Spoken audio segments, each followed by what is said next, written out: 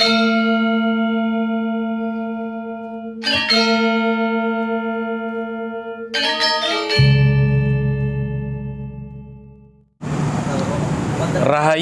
rahayu, rahayu. Pemirsa Cahaya Batin, ketemu lagi dengan Cak Monyong dalam diskusi kita Pintu Gerbang Kesadaran Bangsa Nusantara Indonesia.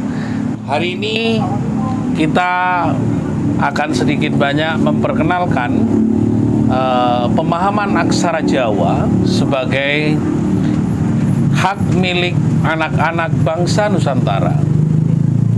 Jawa dikisahkan memiliki aksara dalam sebuah ruang pembahasan yang panjang, di mana aksara Jawa turunannya dari 20 menjadi aksara Kawi 25, Palawa 33, dan Sansekerta 20. Nah, apakah anak muda saat ini mengenal? Sebelum kita akan menjelaskan panjang lebar, masih banyak aksara lontara dari Bugis, masih ada aksara Kaganga Sunda, masih ada aksara Abugida Batak, dari Simalungun, Pakpak, Toba, Karo, dan sejenisnya. Pemuda kali ini sering kadang-kadang mengabaikan sebagai bangsa Nusantara. Ada anak muda mengatakan, mari kita perangi yang namanya budaya asing, tapi sendiri belum dipahami. Kita akan menghadirkan seorang narasumber yang dekat dengan kita, yaitu Mas Takim. Rahayu Mas Takim. Rahayu Cak Monyong. Kameranya di sana Mas. Oh iya, saya kira di sini. Saya melihat Mas Takim pandang yang sama. Sebagai generasi milenial. Nah, yang sudah hampir old. Ya. Memang kita santai diskusi kali ini, pemirsa. Saya ingin mendapatkan sedikit informasi. Apakah Mas Takim di tahun berapa dulu mengenal aksara Jawa, dan sudah seperti apa sebenarnya pengetahuan Mas Takim dengan aksara bahasa ya ngomong Jawa iki sik teteh apa ora, lalu lagu Jawa iki sik ono apa ora, atau sudah ada yang lain yang sebenarnya terjadi di Mas Takim? Monggo Mas Takim.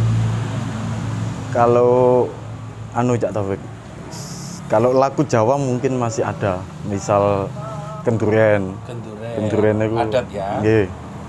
Saya kalau aksara mungkin yang pernah ingat tapi sedang tahun lupa. Berapa Mas Takim pernah belajar? Era milenial tahun 2000-an. Kali 2000 berapa? 5.000 susuk 3.000. Enggak, tahun 2000 berapa? Menjelang 2000, 96 sampai 98. Okay. Masih tahu MI itu. Iya, Sekolah SD. Nggih. Iya. Masih ingat angkanya Jawa kalau 1990 berapa? 96. Oke. Maaf, ini sudah tidak keluar nih saya. Ternyata tidak keluar pemirsa. 96. Agak sulit ya. Didobel aja mungkin ya.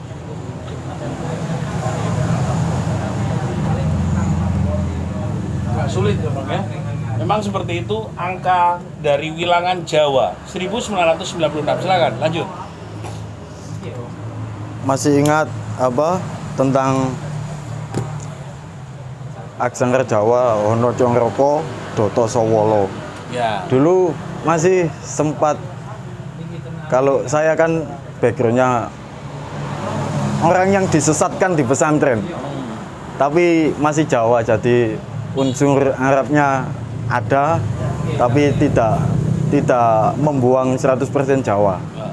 Misalnya contoh kalau logat-logat intonasi nada kayak kalau Fatihah itu pakai Jawa. Nah, gimana nih? Fatihah pakai Jawa gimana? Contohnya kayak dandang gulo ya. Nah, gimana? Bismillahirrahmanirrahim kayak gitu. Nah, terus. Alhamdulillahirabbil alamin. Kayak gitu. Itu tantang Dilanjutkan? Ya, dilanjutkan. Waduh, mahal ini.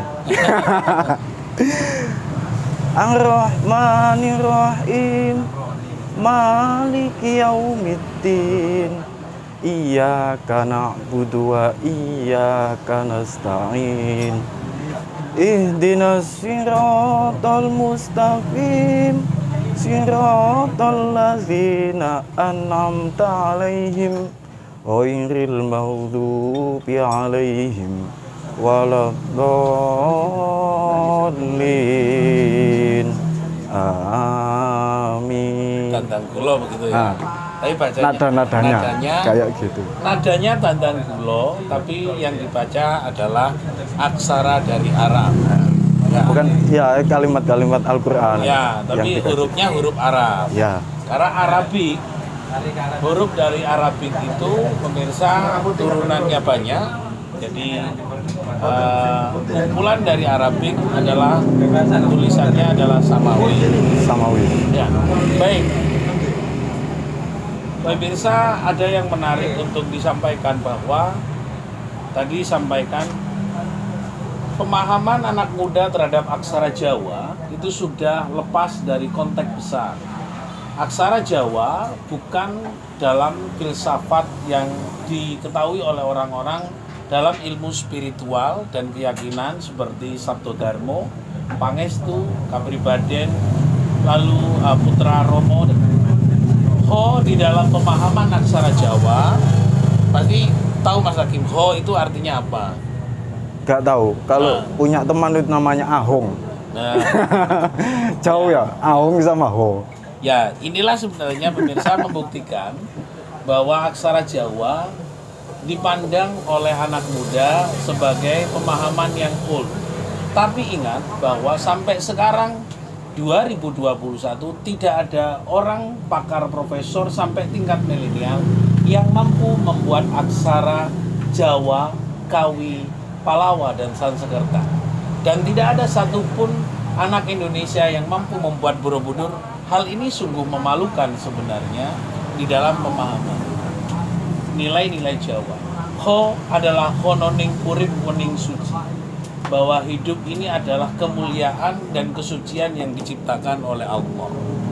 No, nurullah nurul qalbi, bahwa cahaya kita adalah cahaya Allah yang ada di dalam Loh Mahfuz. Hono co ciptaning mandulu ciptaning tadi, artinya kita diciptakan Allah, bukan diciptakan yang lain.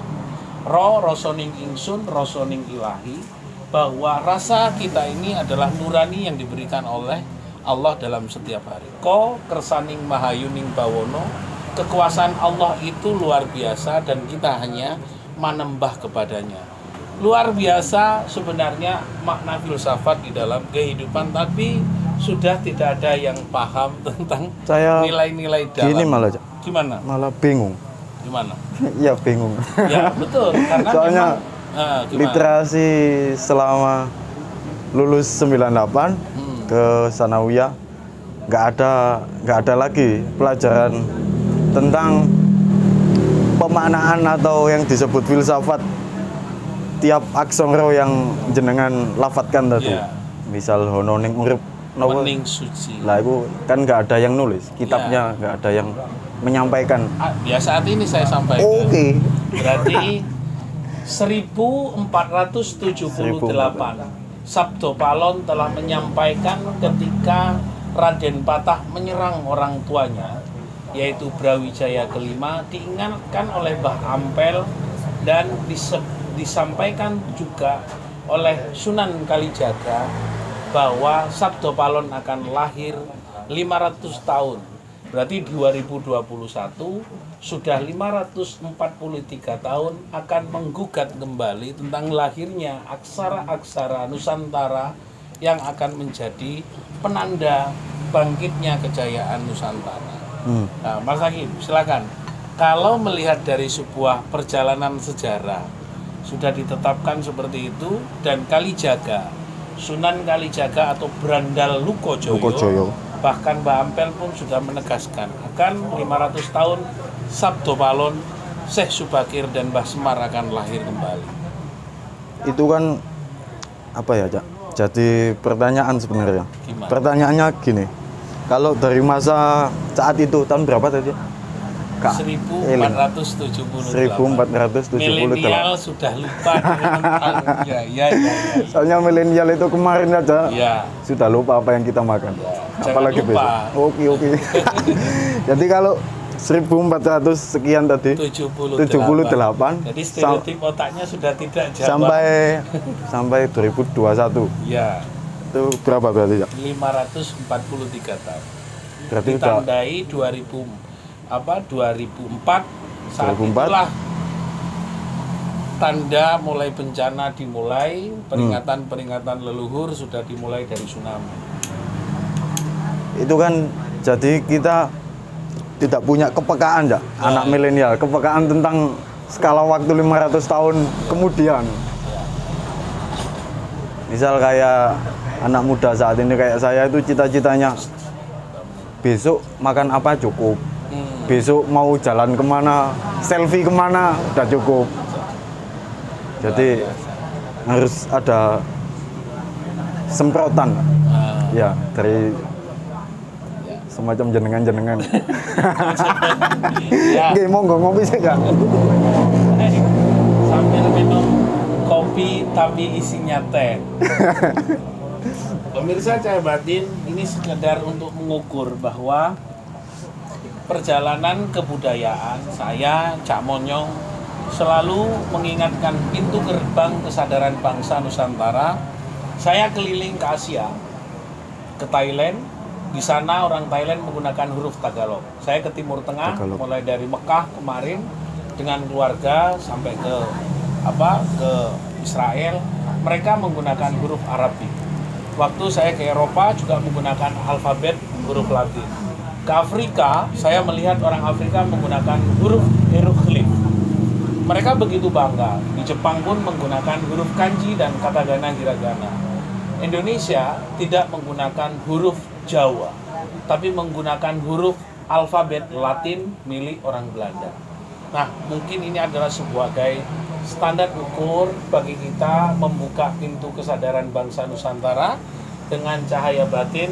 Semoga anak cucu kita, bangsa Indonesia, semakin sadar dan ingat kembali. Betul. Mas Takim, apa pesan untuk kaum milenial setelah melihat aksara Jawa belum sampai ke Gaganga Sunda, Lontara, Abugida, sampai ke Pak-Pak, huruf Bali yang 18, lengkap semuanya, hampir sekitar belum Iban. Iban ini adalah daya Iban itu 59 huruf dan aksara yang ada di Dayak.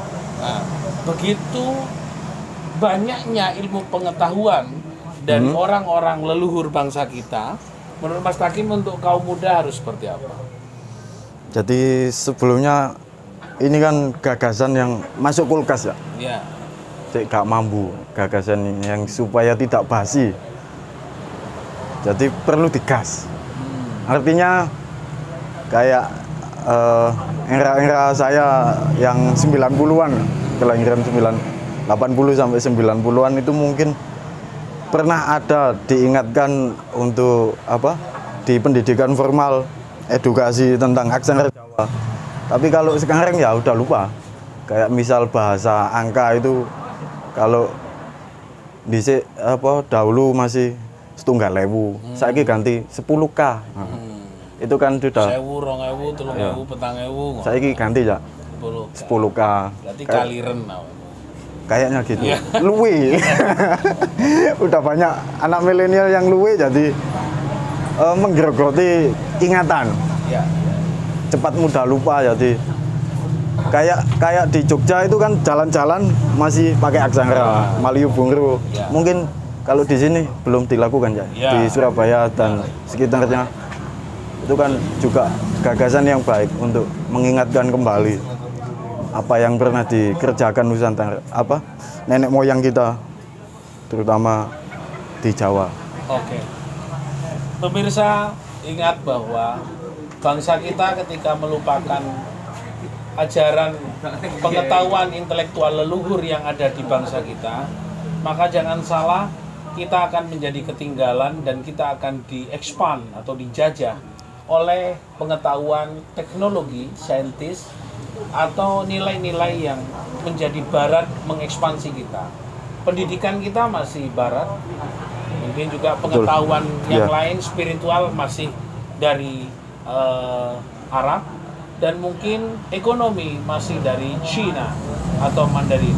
Semoga kesadaran ini, apa yang diajarkan oleh Bung Karno, the founding fathers Indonesia, bahwa menjadi tuan di negeri sendiri bukan menjadi babu atau kuli di negeri yang kita miliki sendiri. Sadarlah bahwa hari ini yang menjadi tuan adalah bangsa asing, bukan bangsa Nusantara.